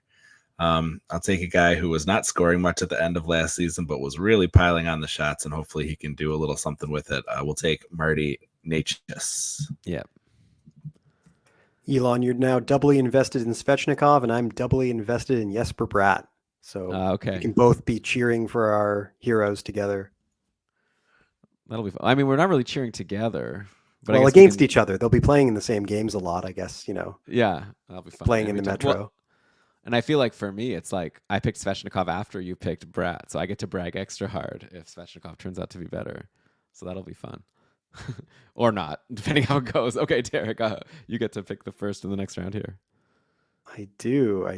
Let me consult my resources here. I'm kind of surprised this hasn't been done yet, but I am going to take the recent Stanley Cup champion Florida Panthers, and I am going to take Matthew Tkachuk. And Elon, you can express your appreciation to me now. I mean, yeah, like the thing with Barkov. Oh, great pick, by the way. I would have definitely taken Kachuk there if he fell. It's probably going to be a 100-point guy. Barkov had 80 points last year, 90-point pace, right? 78 points the year before, but 94-point pace. I guess the problem with Barkov is he can't have a full healthy season. He hasn't done it in a long time, but maybe this time. But even if he doesn't, I'll still take 80 points. So yeah, I'll just take Barkov here. I assume that's who you were saying that I should be thanking you for. Yeah, although the more I thought about it, the more it's not a totally clear decision. There's some risk, as you said. Yeah, I don't even think it's like risk. It's just like, it's not going to be as awesome as it would be if he could be healthy. But he usually, I mean, hopefully he doesn't pull. Like, it's not as bad of a pick as Shams' Mark Stone, who's probably only going to play like 50 games. So, third pick here also seems pretty simple and straightforward. I have no illusions about him repeating what he did last year after shooting nearly 25%. But we'll take Sam Reinhart here and hope he doesn't regress all the way down to the mean and can have a little bit of last year's success, especially on the power play. And not playing the game of guessing which defenseman does anything, I'm going to just take Carter Verhaeghe and be happy with the fourth pick in this team. What's the deal with Verhaeghe? Like, is he a free agent soon? I think I saw that he was this is a contract year for him. I'm just bringing it up now. Yeah, contract year for Carter Verhaeghe, only making 4.16 mil. Like, he could be in for a huge payday if he continues producing. He's one of these guys where, like, I feel like for a while, at first when he went off, I was like, yeah, it's because he's playing with Barkov. Like, let's see how like Barkov and Huberdeau or whatever, like, let's see how he does now, like, without. But I feel like last season he showed, like, even when he was moving around the lineup, he was just one of the most clutch players, especially when it comes to like overtime or a late tie game. So yeah, it'll be fun to see what he does this season. And he, like Marner, could really have a lot to play for here. He could be doubling his salary if things go well. I wonder who everyone here would pick as the fifth pick, because I think there is actually a big drop off, after Verhaeghe. Okay, well, to once again just be cliche, I am thinking at some point Anton Lundell, someone who I have in the Dynasty League. I do kind of hope. I think there is an opportunity for Lundell at some point to have a breakout. I don't think it's next year, because I'm looking at like Sam Bennett, who's a UFA, and I'm thinking like, get him out of the way. And then the next year, who's the line 2 center? It's Anton Lundell, right?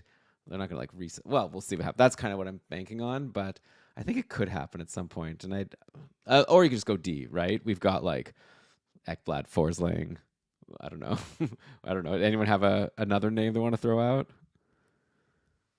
No, I was mostly with you with Bennett. Like, Lundell has always been interesting, but I've picked him up a couple times in a cupful with streaming and whatnot, but that's only when like Bennett has been injured. So generally just taking that second line center and then playing with other good wingers is probably what I would be crossing my fingers more hoping about the players Bennett's playing with than Bennett himself. Yeah, Lundell, only 22 years old. Feels like he's been around a really long time, but hopefully still another gear left in him. We'll see. All right, so I got a couple firsts in a row now.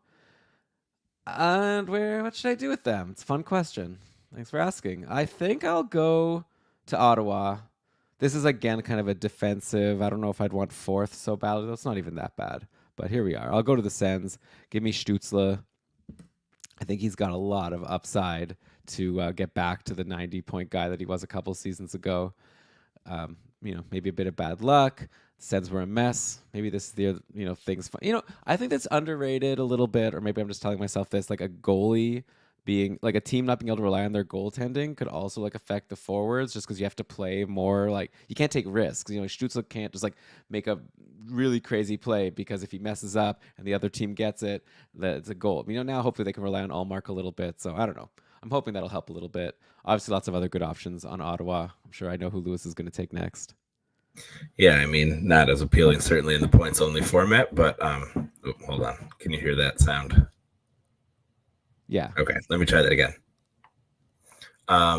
Yeah, not as appealing in the points only format, but Brady Tkachuk seems like the obvious choice here. The other options are definitely intriguing, but not necessarily reliable enough to count on here. And in this situation, I feel like it's a coin flip between these two, and I'm going to go with Giroux, but who I think the fourth pick's going to be, I would be fine if between these two anyway. Sorry, just confirm. You said you're taking Giroux? All right, then I'll take Batherson. And yeah, you could, if I needed more D, I might go down to Sanderson, but for now, I think I'm happy with the 4 I have, and I'll take Batherson here.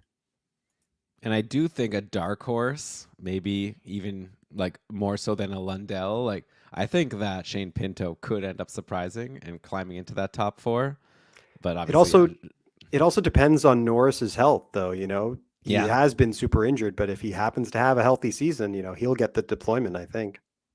That's true. Yeah. So definitely a lot of ways this can go. All right. So I get another first here, and it's starting to get a little trickier. But I think, yeah, I feel like no matter where I go, it's kind of like everyone's getting someone good. Like I don't feel like there's any like really big drops at this point. So I'm just going to go with a hunch here. I think that in Vancouver, Elias Pettersson has like I think he has like more, like potentially like I think he still has a gear that we haven't seen yet where maybe he could be like 100 like 110 point guy. And I know like there's other guys in Vancouver who are super high end and someone's going to get a really great defenseman, of course. But I think this is like my last chance at getting like a potential like 20 plus point difference between first and second. So we'll see. I've always liked Pettersson. So Lewis, I'm sure, isn't too upset, especially still needing it. Everyone still needs 1D. So I'm guessing at the end of this round, one person's going to be full. Is it going to be Lewis? It is going to be me. As much as I like JT Miller, and obviously he's been really excellent lately, let's grab Quinn Hughes here.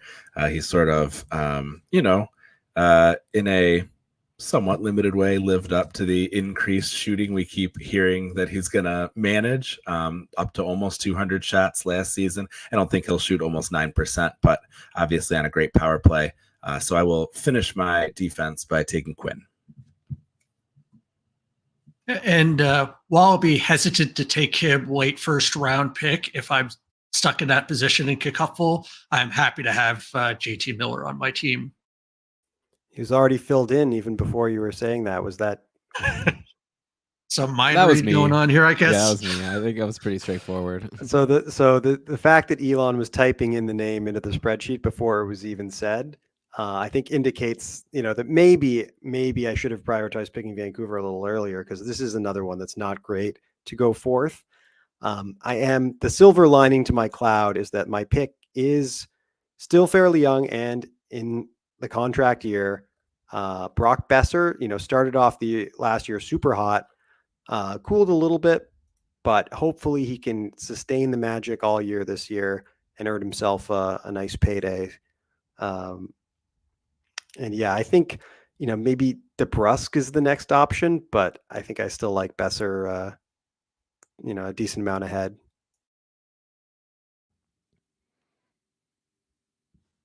Yeah, I think DeBrusk is like one of these guys that could be a fun pick, but also it's like a new team. He just got paid. Maybe he doesn't have that same motivation that someone like you said, like Besser has. And also we know he's already established and like good. He's not going to get bumped from the top power play, I don't think. Though I mean, they could all be there, right? It could be literally the 4 we've picked plus DeBrusk. That's a pretty sweet looking top power play, I think. So we'll see how DeBrusk fits in on the Canucks. Derek, you get a first now to make up for the fact that you weren't so happy having a fourth. Yeah, and I think there's 2 I'm kind of deciding between, but I think I'm going to go with sort of the easier. Yeah, I think I got to go with Utah here, and I'll take Clayton Keller as my top pick. Go Utah Hockey Club, first year. Hopefully all things go well. For my Dynasty League shout out, I'll have to save it to someone else after Keller. I'm starting to have a regret now. Maybe I should have taken Keller instead of Elias Pettersson, though. And then maybe you could have taken Pettersson, and then I could have had Miller. But okay, here I am. It's actually a tough choice. There's sort of like the guy who's generally, you say Keller and blank. Like I feel like we're so used to it on the podcast at this point. But that guy's always injured. The last year actually played 79 games. Nah, I'm gonna go young. I'm gonna have some fun here. But then even when you do that, there's a couple to choose from.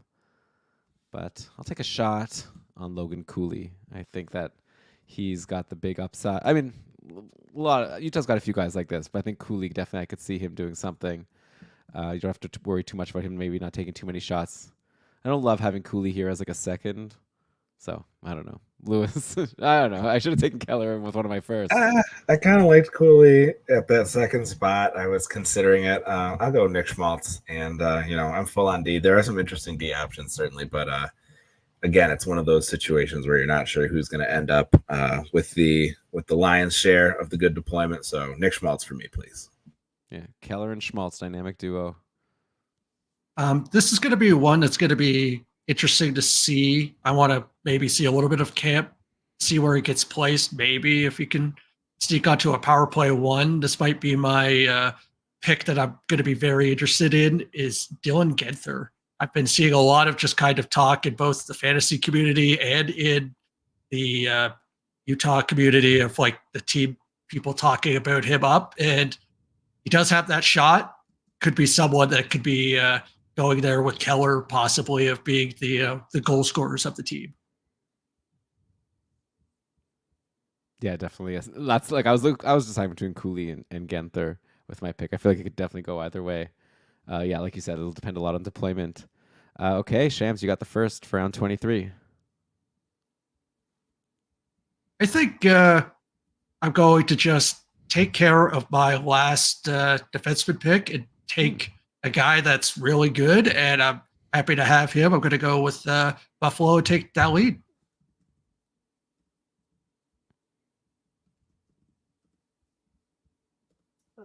I think this works out pretty well for me because I get to take Tage Thompson with the second pick. Again, hoping for a bounce back. I think it's pretty clear for me in this position. Okay, I'm going to go off the board. I have a hunch for Buffalo. I feel like most people would take a guy that Thompson's been playing on the top line with for a while, but I have a hunch that it's going to be a big season for JJ Peterka. So I'm just going to take him. I would have rather had fourth on Buffalo and gotten him there, but I'm seeing some thumbs up from the chat here, so maybe I wouldn't have gotten him. You would not have got him fourth. I definitely would have taken Peterka. I'll take Alex Tuck, but I will do so in protest. I got excited when you said you're going off the board because I thought maybe that meant JJ was going to fall to me. But alas, this was one of the teams where I had a significant drop off between 3 and 4. So one of the one, not that I could control it. It wasn't one that I was going to pick first, but I was hoping not to pick last. So bummer, but I like picking up Dahlin, and I think Thompson was a great second choice, and I would have taken Peterka third. So nice job there. Yeah, but at the end of the day, it's not too big of a bummer to get Alex Tuck with a fourth pick. I mean, I think he could easily be like a 65, 70-point guy. Yeah, I mean, if the whole team bounces back, he could be an incredibly valuable fourth pick, kind of like he was 2 years ago. All right. Well, for my next pick, I think we can go with a pretty strong rule of thumb, which I'm starting to try to lean into. And that is I should not be avoiding the people who wrecked my season last year, but instead I should be going after them so that I can reap the benefits when they improve. That's why I should have had Austin Matthews and Victor Hedman and Jacob Markstrom last season. So this guy kind of wrecked the start of my season, but I think, he is within reach of a very lofty goal that he has been chasing for a long time. Let's go to Washington. Give me Alex Ovechkin with pick number 1. I don't love the secondary options outside of a slot that I'm already full on. So I'm interested to see how the rest of these fall out. I'm going to shrug and hope that Strome keeps his spot. I'm not sure how the Pierre-Luc Dubois edition is going to play out, but right now, Strome and Ovechkin have the time together, so hopefully they at least keep that to start and make something with it.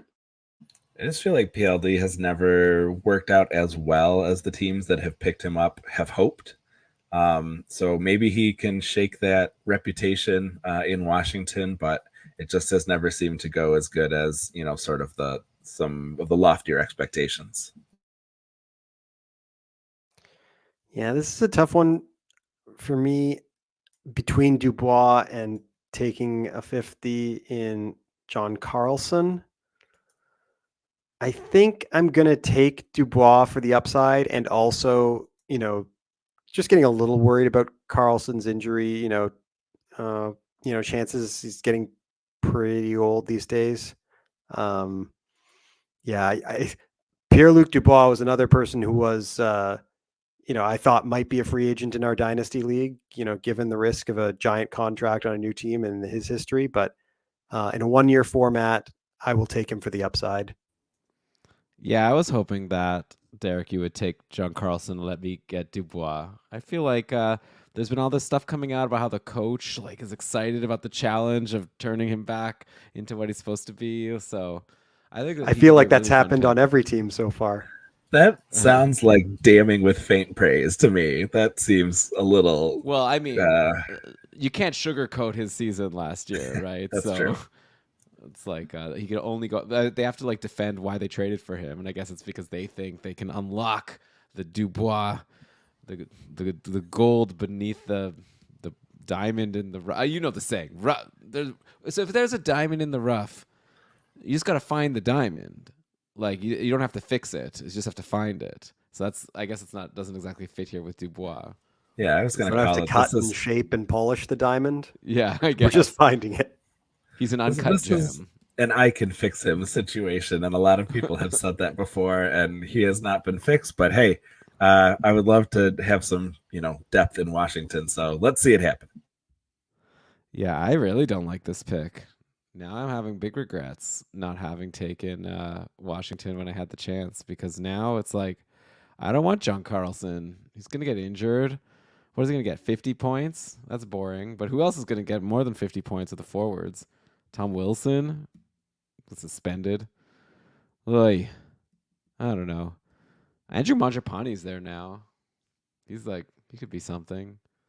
Kind of stinks. I like Jacob Chikrin more so in a bankers league. I don't even know. I pass. I guess give me John Carlson. Hopefully he doesn't get injured. Now I have 6 defensemen like a sucker. Who did I take before? Maybe I shouldn't have taken Chris Letang. I should have taken Brian Rust instead of Chris Letang. Does anyone mind if I switch that pickup? I guess it doesn't work like that. All right, Lewis, you get to go again. All right. Now we're getting into some really interesting spots. I have one team I'm considering picking, but I sort of have everyone not highlighted.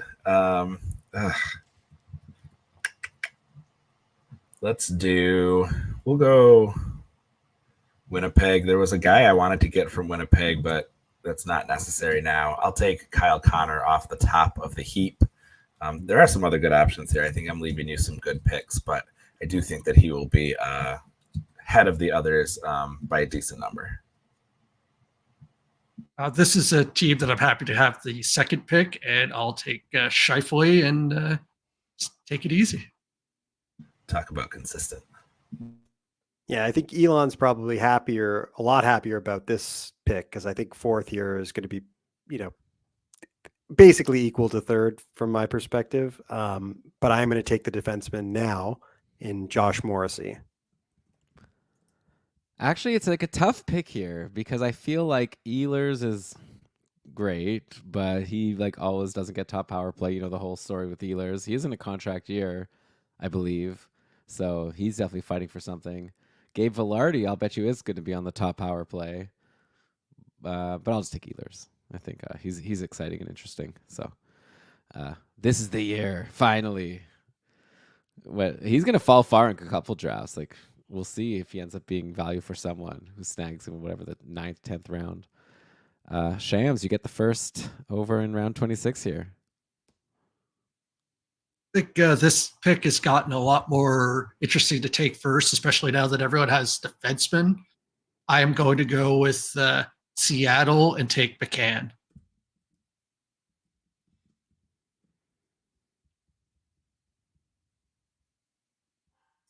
Well, I finally get to. Actually, I don't know if it's finally. I can't remember who else I picked. Oh, I already got Jarvis. But I will take Matty Beniers here as an exciting, youthful player on my team that is mostly older. I don't want to say big names anymore, but known names makes up my team when I look down the column. Matty Beniers will be my pick for number 2, and there's the wild card of how Chandler Stevens. Oh God, I shouldn't say names. I'm sorry, table talking, but It's fine. Matty Beniers, deployment might be a little different, but he's also hopefully still developing and gonna recover from the sophomore slump. We'll see. I saw a tweet today that Matty Beniers put on 10 pounds over the summer, and I'm assuming it's not of cheeseburgers. I'm assuming it's of muscle. So I think he's gonna bounce back. But yeah, I would have liked him to fall to me. It's a tricky pick now. Again, like kind of just regretting not waiting on defensemen since like there's a couple good ones. But I guess I'll take the guy you started to name drop. I'll take Chandler. Why are they paying all this money if they're not going to give him an opportunity to produce? So I don't really feel that great about this pick, but there's a bunch of other guys I feel like are very similar. It's a weird spot. I'm sure that Jeremy feels differently, but I feel like there's a lot of like kind of clones on this team. So it's no table talk now because I'm at the end. You've got Dunn, who could be top power play. You've got Montour, who could be top power play and had a great season 2 years ago. And I could take a forward who's like maybe going to get out of the top power play, but probably is going to be like a line 3 guy. Or they'll have 2 power plays. Yeah, well, right. Yeah. I don't love the options here. This is just a grab bag pick. I'm going to take Eli Tolvanen. Oh. Who knows? We'll see what happens there. He's a guy who can definitely shoot. He's got some nice finish, a little bit of a reclamation project from Nashville, and he's looked good sometimes. So not the worst for a 4th pick, but I didn't want to pick a 6D, especially if that 6D. Sorry, I bumped. I didn't want to pick a 6D, especially if there was a risk that 6D could be someone who gets relegated and really loses out on a chance for points. So that's too dangerous. Tolvanen, I kind of think I know what I'm going to get, and I think that it's possible that Dunn and Montour also top out around that area in the 50-ish, maybe touching 60 points range. So not a great pick, but one that I am okay with. Yeah, I still wonder about like Bjorkstrand. There was a moment where it seemed like he could be good, but I wonder if maybe at some point he can have a big season. Also, there's Shane Wright at some point. Probably not this season, but he would be a fun potential pick. But Tolvanen's good. If you're in a league that counts hits, definitely a big bump for Tolvanen. All right, Derek, your second last first, if that makes sense to people. Yes, and for this one, we are going to be heading to Montreal, and I'm going to take Nick Suzuki. Yeah, I feel like there's potentially not much difference, but there's a lot of great options in Montreal. So I'm okay with you taking Suzuki. Give me Cole Caulfield, but I'd be really happy with the next pick also. Shams, you can take him. Or Lewis, sorry. I'll grab Slavkovsky here, who I imagine is who you were talking about. I think the others are a little more wild cards or a defenseman. So, yeah, give me Slav. And since I have D, I won't take Matheson, and I'll hope that Laine can finally find a place in this team. Is not my top pick, but happy to take a shot with him on the 4th. Yeah, that went pretty quickly over these Montreal picks. Okay, so we've got 5 rounds to go. I've got a couple firsts in a row to finish off, I guess, all my firsts. So I can do either LA, Calgary, Anaheim, San Jose, or Detroit. I'll go to Detroit. I'll take Larkin over here. I don't know if he's a Michigan boy, but he plays in Michigan. So playing for Michigan, yeah. And was in National Hockey Development when that was still based out of Ann Arbor too. So a lot of good connections there. Yeah, it'll be fun all to right. see what Larkin can do. Yeah, okay, go ahead. Yeah, I think the next three forwards could be very similar. I will go with a guy who has not hit as high of heights in his career, but is certainly much younger and maybe more capable. We'll grab Alex DeBrincat with the second pick. And I'll hope that Lucas Raymond keeps up what he was doing later in the season and makes it for a hole. And as a Red Wing fan, I'll tie my hopes to this doubly down. I'm interested that you, as our resident Red Wings expert, consider another player to be kind of equal to that Raymond DeBrincat tier. I think on a per game basis, I might agree, but I feel, again, given the age and injury history of the player, yeah, I'm going to take Patrick Kane here, not Tarasenko or Sider or anyone else, but I'll take Patrick Kane. But yeah, I would still say I'm guessing that Raymond and DeBrincat should be decently ahead of him, but I guess we'll see. He really did surprise us last year when he came back. All right, I'm going to take with my last first. I'll go to Calgary, and I think that this is the last team of the ones available where it's like probably not so hard to predict who's going to be the leading scorer. I think it'll be Kadri. So grab Kadri in Calgary, and over to Lewis. A tough one here. Certainly a team that has seen its struggles lately, and I guess defense is interesting, but again, I don't think it's going to outscore the forwards, although certainly could if Huberdeau is as bad as he has been at times. But let's take Huberdeau second overall, or second from Calgary. I don't love it. It makes me feel a little itchy, but we'll take Huberdeau here. And it's not like there's going to be many great picks at this point, but I'm just going to hitch my wagon on Sharangovich and hope that he kind of continues that resurgence that he had later in the year and can make it into a streak. It was probably him or Huberdeau would have been the two that I was thinking of for the second pick, so fine with either. And I feel like my decision, was made for me by Shams there. I would have taken either a Sharangovich or Kuzmenko. So it looks like Kuzmenko is the one who I'm going to end up with. We're, the less exciting part of the draft now, but they still seem maybe a little bit higher than some of the other options. I'm not anticipating a big Blake Coleman, repeat of his, the good aspects of his last year. I think Kuzmenko, again, another, hopefully motivated player in a contract season, in relatively new circumstances after being shuffled out of Vancouver. Hopefully he's good and motivated this year for a strong year. Should get top power play again, and he was looking good in that spot at the end of last season. All right, your last first, Derek. Yeah, I'm going to go to Los Angeles Kings and take Kevin Fiala here.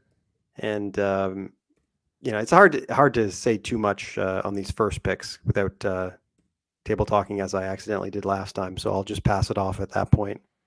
I wouldn't have minded getting like a fourth on LA just to take someone I'm like excited about breaking out, but I'll just take the obvious. Well, maybe it's not obvious, but I think Adrian Kempe is starting to lock himself in as like a 70-ish point guy.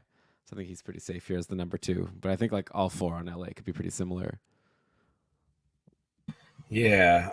So that leaves me with a bit of a choice here. Do I go for a more reliable pick or do I go for an upside pick? I'll go the safer route. I'll take Kopitar here. I ranked all of the teams based on how likely I'd want a first pick. And LA was literally 32nd just because of just how I felt about all of them. So I'm happy to take Byfield here. Maybe I'm just higher than most on Fiala.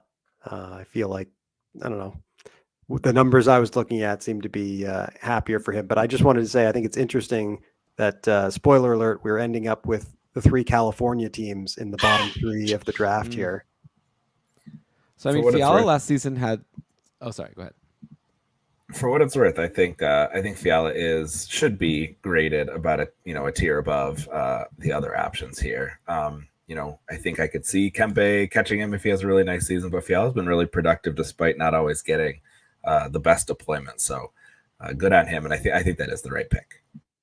Yeah, 73 points for Fiala last year, 75 for Kempe. So seems like a coin flip, but maybe Fiala's that was a down year for him compared to like his last couple. So I guess it depends if he'll bounce back. Though I really think that Quinton Byfield is ready. I don't know if it's this year or next year, but there's gonna be a season where he explodes, and who knows who that's potentially, hurting. Whose points Byfield is taking away. Maybe it's just Kopitar. But all right, yeah. So over to Shams, and you're choosing between Anaheim and San Jose here. Yeah. I'm going to go with Anaheim, just basically going with the highest projection of people left based on my numbers, and take Troy Terry. Yeah. These teams are so similar in that they've got a lot of exciting young players, but it's hard to know for sure who's going to be the one that, breaks out or gets the best deployment this year. I think I'm going to go with McTavish. There's lots of good options or decent options, but I think McTavish is the one that I feel maybe most confident in, given, he has already played a year and a half. I think he didn't play the full year the prior year, if I remember correctly. But he's, as opposed to, others, I think he's, maybe the most settled in his role in his, I don't know. We'll see, without doing too much more table talking again. I think it's fine at this point. It's tough. We've got a guy in a contract year who could potentially score huge if he repeats what he did, and then we have young players. We have a high pedigree draft pick who is going into his sophomore season, and then we've got a guy that everyone is kind of starting to disparage and say he's about to get traded. Who to pick of the three? Give me Vetrano. I think he had 60 points last year, and maybe he could do it again. He's got a lot to play for, so I'll go with him. I saw Lewis fall back in his chair a little bit, so maybe he thinks I gave him a gift. It's an interesting spot. Vetrano's interesting. Did he get top power play time last year? I can't recall. I was not especially interested or invested in Anaheim. He had 51.8% of the power play time, so they were running 2 units a lot of the season. Okay. Boy. So I can be open about the fact that I think I'm going to choose here between Zegras and Karlsson. I'm going to go with Zegras. The whole bubble wrap situation drives me nuts about Karlsson. It makes me feel like they maybe don't trust him a ton or are just so paranoid about injury. And obviously, I think he did have some injury struggles. So Zegras seems like a fine choice here. And that leaves me with San Jose, the most exciting team out there. One where I really don't like anyone, but just for fun. That's not really that fun.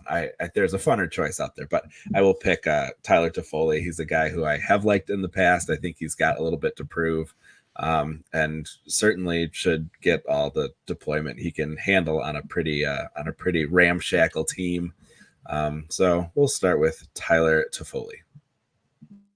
If I was given the option, I would have taken good old Teapot. He's always kind of found a way to get points no matter what situation he's in. But with that, I'm going to go with the wishful hoping and go with Celebrity and see what he's able to do being the top pick.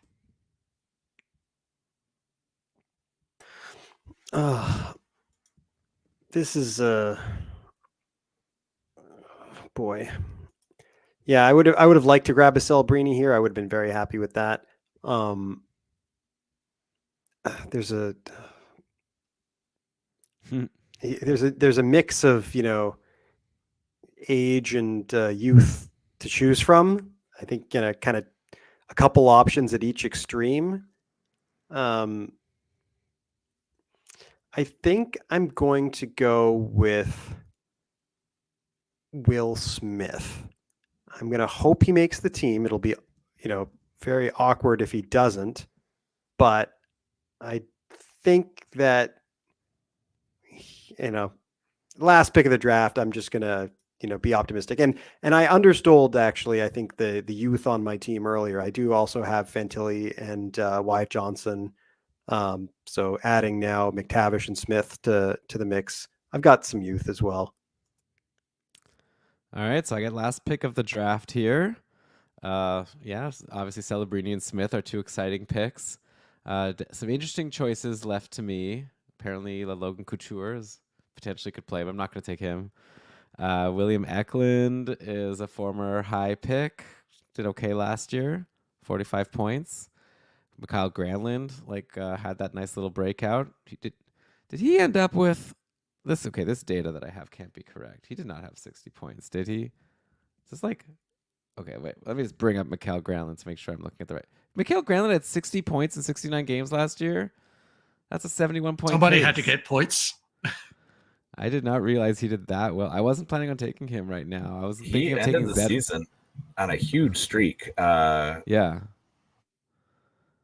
Yeah, he and Zetterlund. I was looking at Zetterlund. Just getting an assist a game.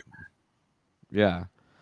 I feel like Zetterlund also ended really strongly, but I guess at the end of the day, there's no guarantee that Celebrini just jumps in and is right away top line, top power play as the center. And so maybe Granlund is centering the top line.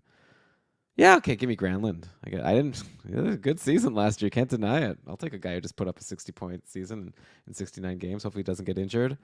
So there we go. That rounds out the draft. I'm the only sucker with 6 defensemen. But aside from that, I think we all have some pretty fun teams. Obviously, when you're getting the top 4 from every team. What do you think is the worst player? Who's going to have the fewest points of everyone who got picked? That might be a fun one. That's probably not something we can just answer. So, are we taking injuries into there? Because I could feel Mark Stone sure. could just be we got a couple of Band-Aid boys that could disappoint us. Yeah, but I mean, he'd have to miss a lot of games to have fewer points than Cam York, right? I was going to say. Okay, I was thinking more of the forwards. The weakest link on my setup, and I think I'm happy with many of my picks, but Tolvaden, and who is my other guy? Tolvaden I think is another one that I think could be a tough go here with the Seattle pick. I was going to say Tolvanen, York, and literally anyone from the San Jose Sharks.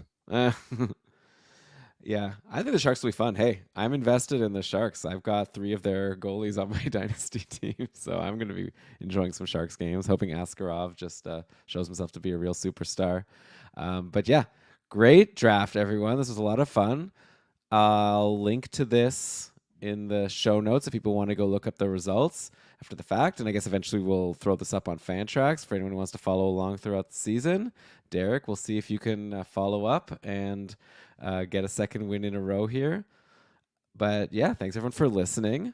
We've got a really fun slate of shows coming up. We've got Damus Chishin, who Derek mentioned. He really likes his model with him and Shayna. And then so Dom's going to come on and we're going to talk about his model and some of his fun projections. That's scheduled for Sunday. So make sure you're subscribed to Keeping Karlsson. And if you're a patron, get ready for the Cupful. Drafts are going to be starting on Monday, and then that's going to be our lives for the next 10 or so days as the slow draft goes on. So yeah, good luck to Lewis, Derek, and Shams in this draft and also in your upcoming Cupful drafts. We've got our short shifts chat, so I guess we'll all be sharing our picks, except I know some people ended up in the same league together. Isn't that right? Yeah, it's myself and Brian and Kevin Hebert are all in the same division. Wow.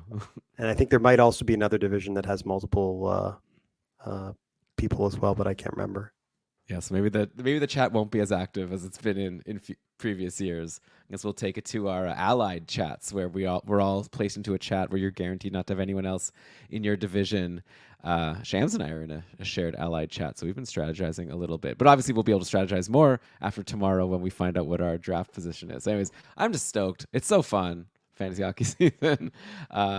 Just give me a top 3. That's all I want. I'm not even asking for number 1. I'm happy. Give me McDavid. Give me Matthews. Give me McKinnon. Someone whose name starts with an M, and I feel good. So we'll see how this shakes out. Thanks everyone for listening. Hope you enjoyed the show. Make sure you're subscribed. Like I said, if you want to support us going into the season, we'd love you to become a patron if you'd be interested. KeepingCarlsson.com/patron. We'll take a 5-star review on iTunes. I believe we still have this contest going. We have some Dauber guides, like free guides. Just give us a 5-star review and we'll do a draw maybe in a week. And if you've already given us a 5-star review before, you can just send us a link to it. I mean, at this point, it's not fair for you not to be allowed. You could update your review. Same nicer things. But anyways, okay, I'll stop rambling. The outro music is playing, and I invite everyone to do what they can to make their league an inclusive place and make it such that fantasy hockey is for everyone. See ya. Oh, sorry. Do any of you want to like plug anything or like, I could reopen the show. No, okay. I'm good. Thank you. Yeah, I guess theoretically, like if you had some side business, you'd be like, "Oh, check out this website." I don't know. Well, all the stuff that I do is already on the feed, so right. Works for me. Cool. All right. Well, thanks so much, guys. I think it was a really fun show. And yeah, definitely. Can't wait to see how it all turns out. Yeah, awesome. All right, have a good night. See you. Oh, but don't leave just yet. Wait. So I'll end the stream. Thanks everyone also for watching. We really appreciate it. Good show, everyone. And I'm, you had a good outro. There was no reason to do something else after. Oh, okay. Sorry, I should have okay, next time I'm still rusty going into the only thing I would have done is plug a full registration again, but I think there was probably enough of that. Yeah.